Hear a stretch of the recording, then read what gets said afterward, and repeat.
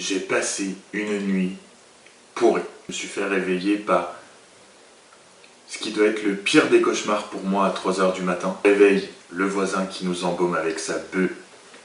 J'en dirai pas plus. Et il y a un bordel monstre dans le couloir et dehors. Du coup, partir faire les courses devient presque une bonne nouvelle.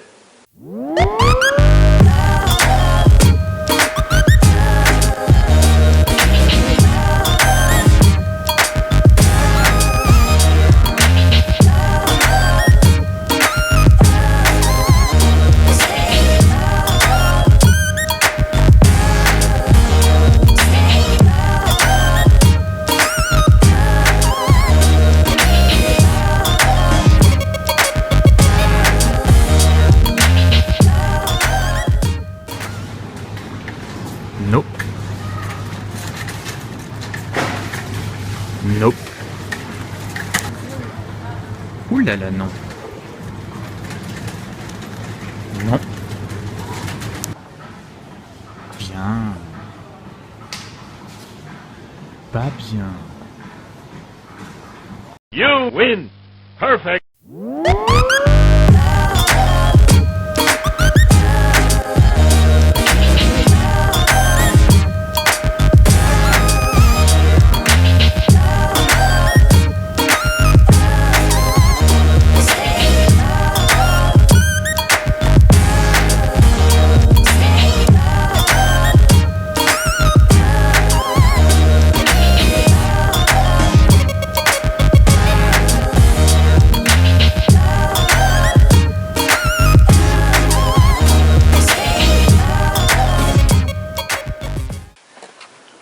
Bon, j'avoue, je me suis pas mal plaint depuis le début de la vidéo. Certes, mais la journée ne fait qu'aller de mieux en mieux. Je vous explique pourquoi tout de suite. Oh yeah. Ça fait maintenant des jours et des jours que je vous bassine avec mes vacances, que je pose des questions pour mes vacances, que je cherche des choses pour mes vacances. C'est enfin là, j'ai enfin les billets d'avion, je vais pouvoir tout vous dire. Je suis super excité, il faut que j'en parle. Maintenant que c'est sûr, il faut que j'en parle. Je vous explique tout ça, on va essayer de dessiner un peu. Ok, donc, très grossièrement, hein, je ne suis pas un artiste, je crois que c'est clair. Première étape, donc départ de Bordeaux, avec une escale à Amsterdam. Petit passage obligatoire et pas vraiment le choix, aller-retour, ce sera par là. Et donc, si on suit la petite ligne, nous arrivons donc à Montréal. Première étape, puisqu'il y en a deux, vous voyez que ça continue, je vous montre juste après où est-ce que c'est. Donc, première étape, Montréal, où on va rester plusieurs jours. On va faire moite-moite, en fait, entre Montréal et la deuxième destination. Depuis le début, c'était le Canada, de toute façon. On a décidé Montréal et la deuxième destination, c'est un petit peu rajouté après. Donc après quelques jours, on repart de Montréal, destination cette fois, à Vancouver. Comment vous dire que Vancouver, ça a juste l'air génialissime.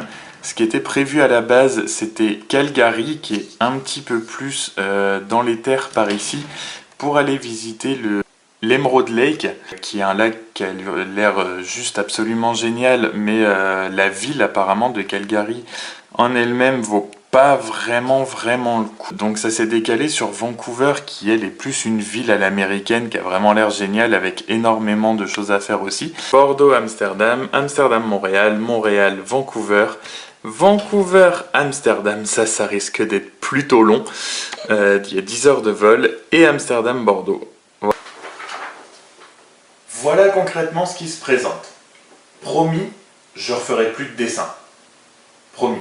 Voilà pourquoi je suis aussi excité et pourquoi je vous parle depuis des lustres de ces vacances. Je pense que vous comprenez maintenant. Ça va juste être mais mémorable, quoi. Enfin, c'est déjà faire un voyage en temps normal dans une ville. C'est vraiment extraordinaire. Pour moi, c'est vraiment ma priorité dans la vie, de voyager, de découvrir des choses. Et là, de pouvoir aller dans un pays et voir vraiment deux aspects différents du pays dans les mêmes vacances, puisqu'on va vraiment traverser le Canada. Vancouver, c'est un petit peu décidé au dernier moment. Il y a des activités qui ont l'air absolument géniales à faire là-bas aussi. Il y a notamment un pont suspendu, j'ai plus le nom en tête. La forêt à travers des arbres immenses qui a l'air juste mais sublime, la ville a l'air sublime. Il y a des croisières pour aller voir des orques et des baleines, on tombe pile dans la bonne période. Vous n'imaginez pas le rêve que c'est. J'ai usé la cassette Sauver Willy jusqu'à ce que ma mère n'en puisse plus de ce film. Vraiment hyper content. Je vais pouvoir arrêter de vous bassiner avec ça, clairement.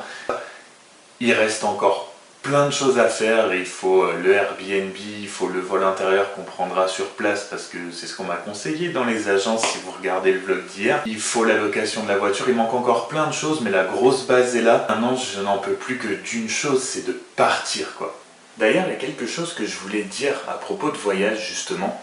Je pense que quand on est déjà parti en voyage au moins une fois, on a tous au moins une personne qui nous a dit « Oh là là, t'as de la chance de voyager ». Je voudrais vraiment dire quelque chose à propos de cette phrase, parce que voyager n'est pas une chance. Je parle à partir du moment où on devient adulte. Quand on voyage en étant petit, effectivement, on dépend de ses parents, donc là, ça peut dépendre des moyens, de plein de choses. Mais à partir du moment où on est à l'âge adulte, dire cette phrase « T'as de la chance de voyager », je ne comprends pas cette phrase. C'est pas le but de tout le monde. Dans la vie de voyager, il y a des gens qui n'aiment pas ça, je respecte tout à fait. C'est un choix qu'on fait, un poste de dépense, une envie. Ça n'a rien de la chance, on fait tout pour voyager. On travaille pour ça, on accumule de l'argent pour ça, on en fait le projet, on y réfléchit, ça n'a rien d'une chance. Il y a des choses qui peuvent concourir à faire que voilà, peut-être que le voyage est plus facile que d'autres, de la famille, dans des pays étrangers, des choses comme ça. Si vous avez envie de voyager, c'est absolument comme tout, faites-le. Arrêtez d'y penser et faites-le. Et j'aimerais vraiment ne plus entendre cette phrase, t'as de la chance de voyager. C'est vraiment une phrase qui me sort par les oreilles. Voilà, c'est comme si on me disait t'as de la chance de changer de voiture, t'as de la chance... Non, on n'a pas de la chance, on a un projet, on travaille pour, on fait en sorte que ça se réalise. Et au bout d'un moment, il faut arrêter d'y penser, il faut y aller, quoi. Donc voilà.